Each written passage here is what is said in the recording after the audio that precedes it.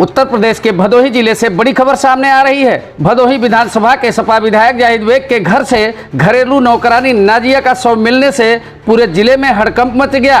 सूचना मिलते ही भदोही पुलिस अधीक्षक डॉक्टर मीनाक्षी कात्यायन पूरी टीम के साथ मौके पर पहुंच गई। सवाल यह उठता है कि महज 17-18 वर्षीय नाजिया ने आखिर आत्महत्या क्यों की?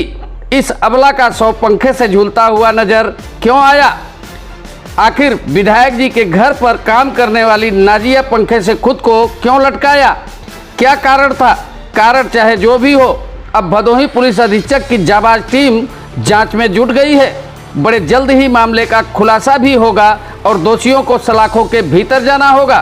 बहरहाल भदोही पुलिस शव को कब्जे में लेकर पोस्टमार्टम के लिए भेज दिया है।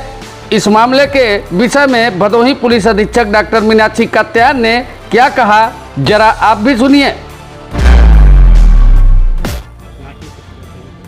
देखिए, जनपद भदोही के भदोही थाना क्षेत्र अंतर्गत यहाँ के जो लोकल एमएलए हैं, उनके घर में उनके यहाँ जो एक लड़की 17 वर्षीय बालिका काम करती थी 6-7 साल से, और आज ऐसी सूचना मिली कि छत पर एक कमरे में उसने फांसी लगा ली है।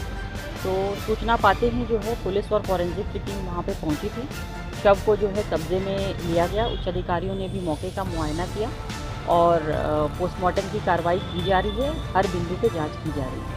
अभी तक किस तरह के देखिए, जो परिजनों से बातचीत में ये इतना आया है कि लड़की कल रात में 10-11 बजे खाना खा करके सो गई थी। उसके बाद ये घटना रात की ही है और इसमें एग्जैक्ट क्या कारण है कि इसने क्यों फांसी लगाई, इसकी ये तो जांच का विषय है जो किया जा रहा है। विधायक क्या कब से काम कर रहे थे? कितने साल की है?